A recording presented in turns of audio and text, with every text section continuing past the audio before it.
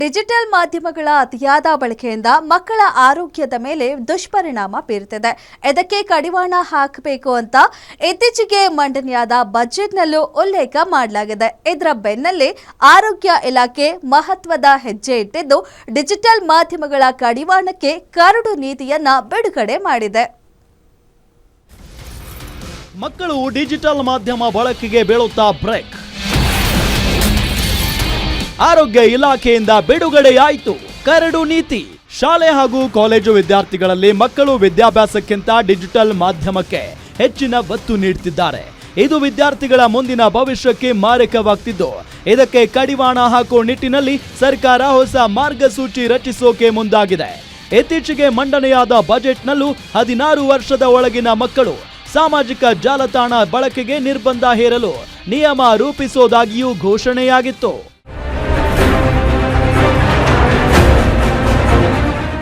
Budget ಘೋಷಣೆ ಬೆನ್ನಲ್ಲೇ ಆರೋಗ್ಯ ಇಲಾಖೆ ವಿವಿಧ ವಲಯದ ತಜ್ಞರ ಜೊತೆ ಮಹತ್ವದ ಸಭೆ ನಡೆಸಿ ಡಿಜಿಟಲ್ ಮಾಧ್ಯಮ ಬಳಕೆ ಕುರಿತಂತೆ ಕರಡು ನೀತಿಯನ್ನ ಪ್ರಕಟ ಮಾಡಿದೆ. ಆರೋಗ್ಯ ಇಲಾಖೆ ಅಧಿಕಾರಿಗಳ ನೇತೃತ್ವದಲ್ಲಿ ನಡೆದ ಸಭೆಯಲ್ಲಿ ನಿಮಾನ್ಸ್, ಖಾಸಗಿ ವಿಶ್ವವಿದ್ಯಾಲಯಗಳ ತಜ್ಞರು ಹಾಗೂ ಕೇಂದ್ರೀಯ ವಿದ್ಯಾಲಯದ ಪರಿಣಿತರು ಭಾಗವಹಿಸಿದ್ರು. ಸುಮಾರು 70ಕ್ಕೂ ಹೆಚ್ಚು ತಜ್ಞರ ಅಭಿಪ್ರಾಯದ ಆಧಾರದ ಮೇಲೆ ಈ ಕರಡು ನೀತಿ ಸಿದ್ಧಪಡಿಸಲಾಗಿದೆ. ಶಾಲಾ ಮಕ್ಕಳಲ್ಲಿ ಇದು ಯಾಕಂದ್ರೆ ಅವ್ರ ಎಜುಕೇಶನ್ ಅಲ್ಲಿ ಚಿಕ್ಕ ವಯಸ್ಸಿನಲ್ಲೇ ಇದರ ಒಂದು ಪರಿಣಾಮ ಹೆಚ್ಚಾಗುವಂಥದ್ದು ಮತ್ತು ಚಿಕ್ಕ ವಯಸ್ಸಿಗೆ ಅದರ ಏನು ತಪ್ಪು ಬಳಕೆ ಆಗ್ತಾ ಇರುವಂಥದ್ದು ಅಥವಾ ಹೆಚ್ಚಿನ ಬಳಕೆ ಆಗ್ತಾ ಇರುವಂಥದ್ದು.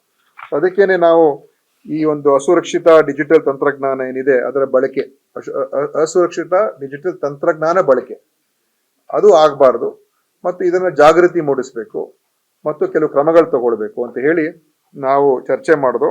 ಅದ್ರ ಮುಖಾಂತರ ಇವತ್ತು ಈ ಒಂದು ಏನು ಡಿಜಿಟಲ್ ಒಂದು ಕರಡು ನೀತಿಯನ್ನ ನಾನೀಗಾಗಲೇ ಪ್ರಕಟಣೆ ಮಾಡಿದ್ದೀವಿ.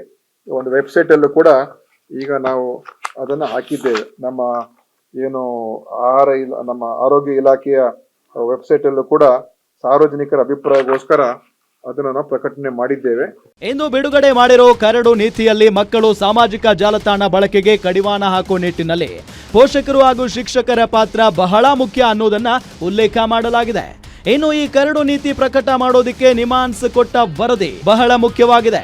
ಆ ವರದಿಯಲ್ಲಿ ಪ್ರತಿ 4 ಮಕ್ಕಳಲ್ಲಿ ಒಬ್ಬ ಮಗು ಡಿಜಿಟಲ್ ಬಳಕೆ ವ್ಯಸನಕ್ಕೆ ಒಳಗಾಗ್ತಿದೆ ಅನ್ನೋದನ್ನ ಮನಗಂಡು ಸಿದ್ಧಪಡಿಸಲಾಗಿದೆ.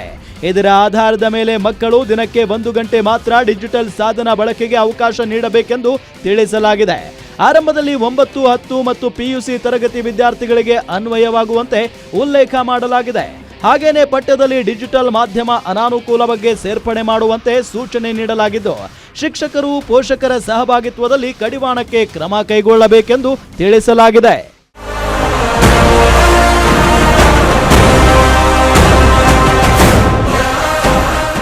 ಸದ್ಯ ಆರೋಗ್ಯ ಇಲಾಖೆ ವೆಬ್ಸೈಟ್ನಲ್ಲಿ ಡಿಜಿಟಲ್ ಮಾಧ್ಯಮ ಬಳಕೆ ಕುರಿತಂತೆ ಕರಡು ನೀತಿ ಪ್ರಕಟ ಮಾಡಲಾಗಿದೆ. ಸಾರ್ವಜನಿಕರು, ವಿದ್ಯಾರ್ಥಿಗಳು ತಮ್ಮ ಅಭಿಪ್ರಾಯವನ್ನ 15 ದಿನದ ಒಳಗೆ ಆನ್ಲೈನ್ ಮೂಲಕ ತಿಳಿಸಬಹುದಾಗಿದೆ.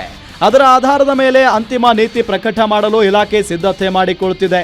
ಅದೇನೇ ಇರಲಿ, 16 ವರ್ಷದ ಒಳಗಿನ ಮಕ್ಕಳಿಗೆ ಸಾಮಾಜಿಕ ಜಾಲತಾಣಕ್ಕೆ ಕಡಿವಾಣ ಹಾಕುವ ನಿಟ್ಟಿನಲ್ಲಿ ಮೊದಲ ಹೆಜ್ಜೆ ಇಟ್ಟಿದ್ದು ತಿಂಗಳಾಂತ್ಯಕ್ಕೆ ಹೊಸ ನೀತಿ ಬಿಡುಗಡೆಯಾಗಲಿದೆ. ಉಲ್ಲಾಸಿಯಸ್ ಕಿರುವಾಸೆ, ಗ್ಯಾರಂಟಿ ನ್ಯೂಸ್, ಬೆಂಗಳೂರು.